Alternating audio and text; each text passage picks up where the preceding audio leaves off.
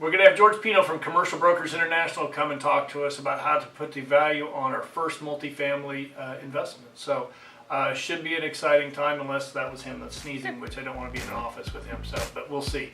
Stay tuned.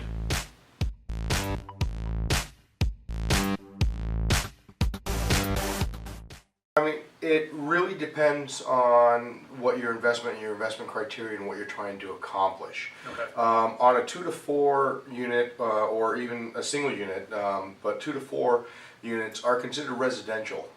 So as a first-time investor coming into it, you do have some added benefits. There's typically a lower interest rate because the banks will consider it as a residential property. Smaller down payment. And smaller down payment. Therefore, you can potentially go in with as low as a 10% down on a 2 to 4 unit property.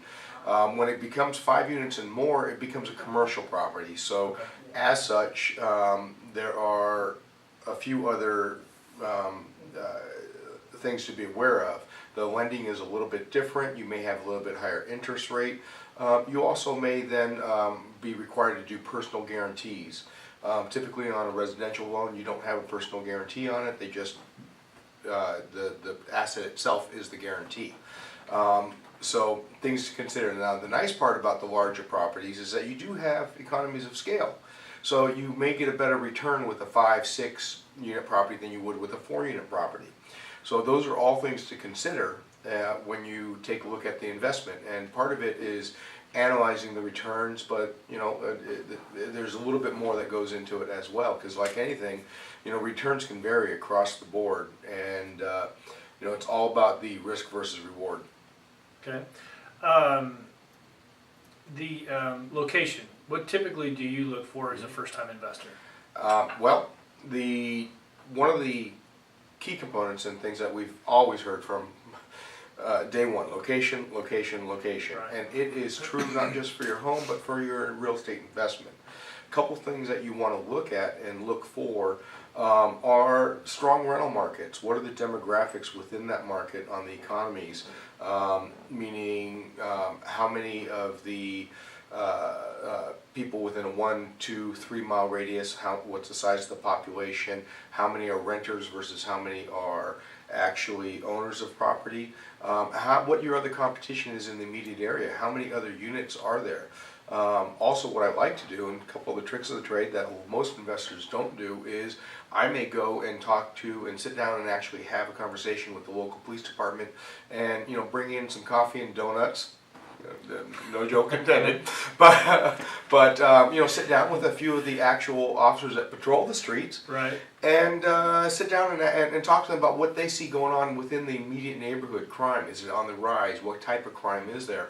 And that's going to give you an indication of where that neighborhood might be going. Okay. So those are all things to look at and find out what's happening. Okay. Now, to put the real value on the property, can you kind of walk us through? I've got a 10-unit building. I want to put a value on it. It's somewhere middle America. What kind of number would you put on it? What do you look at? There are basically 3 ways that we look at when evaluating the value of a property. Okay. We can look at, we take a look at the comparables, but there are 3 major metrics: price per square foot, price per unit, or price per door, and also then return or cap rates, financial modeling. I actually prefer the cap rate return because I think that gives you a better indication of the property itself. It also keys you into where you might be able to adjust some of the expenses and increase your income. So, how do you figure the cap rate return? Well, a cap rate, good question, because I actually get that quite often. The cap rate or capitalization rate is quite simply the net operating income versus the sales price. Okay. So the higher the cap rate for an investor, the better the deal. Right. What that essentially means is if you were to pay, the easiest way to explain it is if you were to pay all cash for the property, then your cap rate would be your percentage return. Okay. Okay.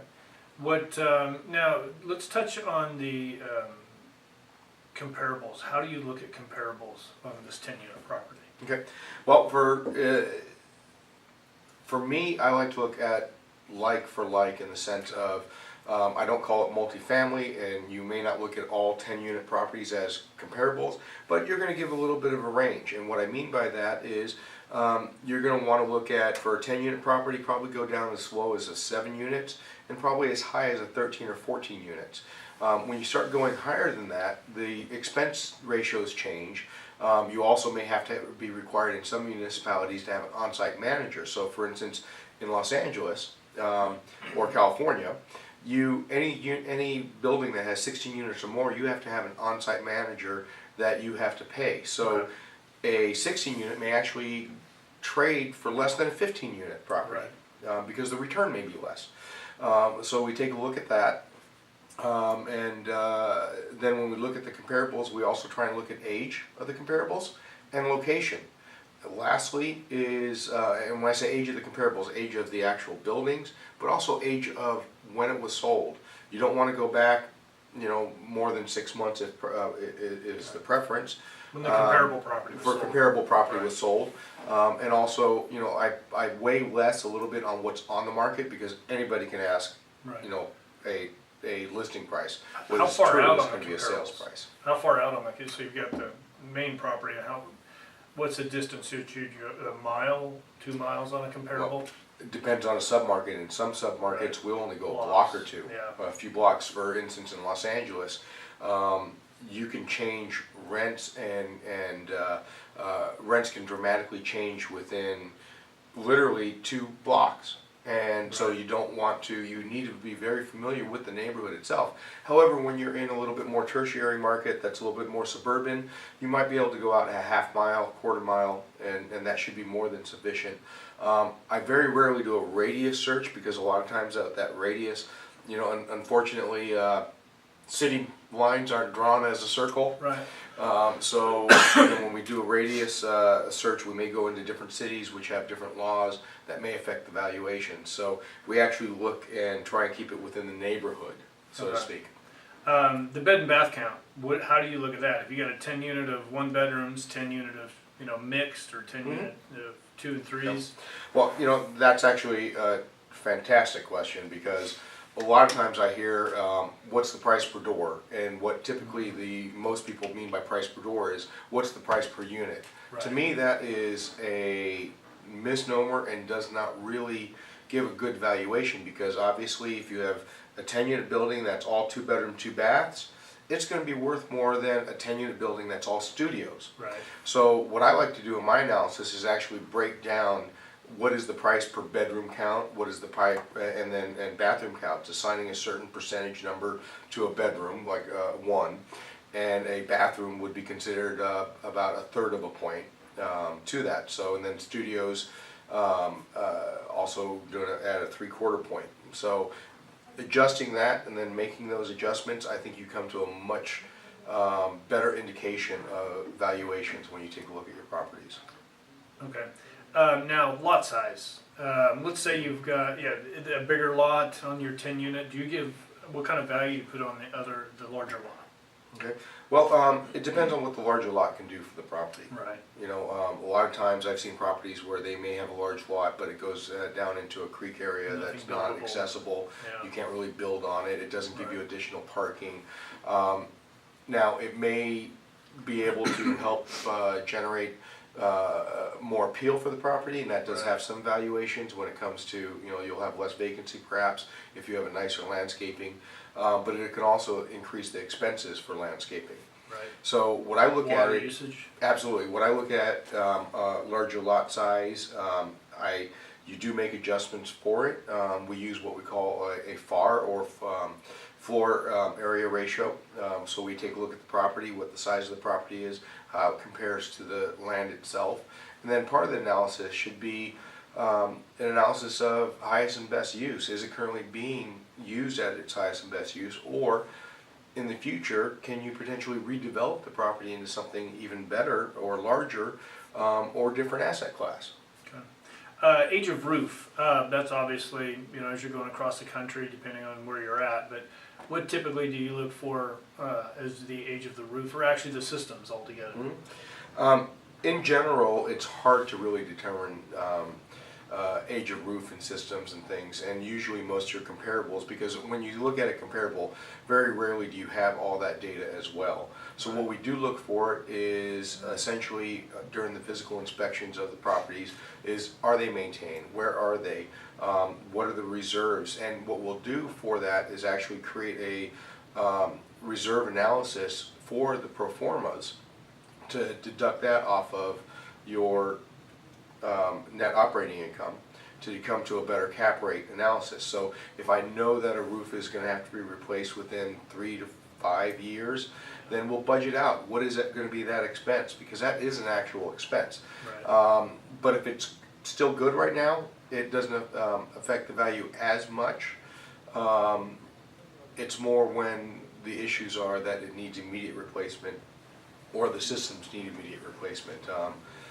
They're at the end of their lifespan. There are evidence of like maybe water intrusion evidence or leaks with piping and things like that that have to be replaced, and then you really need to go back and potentially renegotiate that into it. Okay.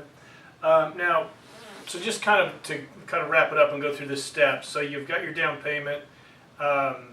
Do you recommend getting pre-qualified before you start looking for your investment property? In this market, absolutely. Pre-approved or pre-qualified? Well, at a bare minimum, Okay. pre-qualified. Okay. Preferably pre-approved, where they've actually, the lender you've met with, and they can actually vouch for you that they've met with you. They've taken a look at your financials as well as your deposits, proof of funds, all that has been vetted out. It's going to make your offer stand out that much more, especially in a competitive market that we're in right now. Okay. Do you go out and look at the types of insurance that you're going to put on this property prior to buying, or do you wait to have it in escrow and then? Typically while we're in escrow, we look at it, and you know, the insurance is relatively straightforward.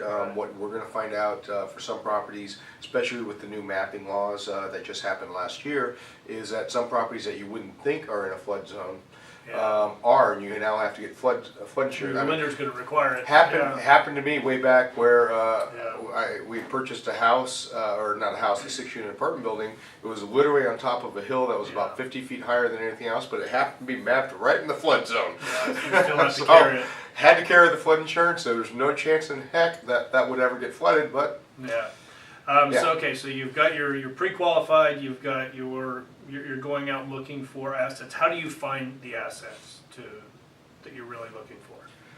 Brokerage community. I would work with one broker that you trust to go out there and will show you properties, not just that their company lists, but all the brokers have out there.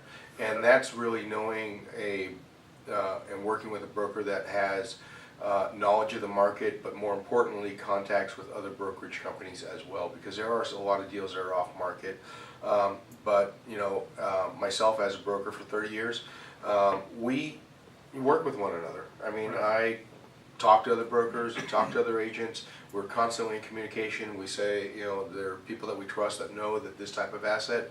I can make a call and say, Chris, what do you have in this market? And you know, or know of coming up, and even if it's not his or knows of something, he'll let me know. Okay. Do you ever, or do you know, I don't know if this will work or not, but so you go into an area that you want to be, do you just go door knocking? Do you recommend that? See if somebody wants to sell? As an investor, doing that until a first-time It'd be investor, hard because they're not I wouldn't recommend that as a first-time investor, because it's so hard to navigate, and there's so many things to do. Now, if you're an experienced investor and that's all you're doing, then absolutely, there are people that absolutely do that. But as a first-time investor looking for their first investment property, I wouldn't necessarily do that. In fact, that should be part of the broker's job. If you want a specific area, they should be actually contacting those people. Know that area. Okay. All right, so you want to make sure you've got a good agent. You want to make sure that you've got a good lender, insurance person, and know your numbers. Really make sure you know your numbers. Know those comparables. Get on and don't really do as close to like for like as you can, and keep those sales as recent as possible, 6 months or less. In that way, you're going to get a truer number. And make sure you get a good, solid rent roll when you close. or prior to closing actually. See what those rents are at, know the market rents. So if you get into a property and their rents are super low, you've got a little room there to get them raised. So, and occupancy, see where their occupancy's at, not just in this particular your subject property, but also in all the comparables. Really check that out and see where their collections are at. So, anything else? No, I think you nailed it on the head. Sounds like you're already pretty astute here We've yourself. done it a few times, but not to the degree that you've done it. So, okay. Well, thank you for tuning in. Please subscribe down below and keep tuning in. Thank you.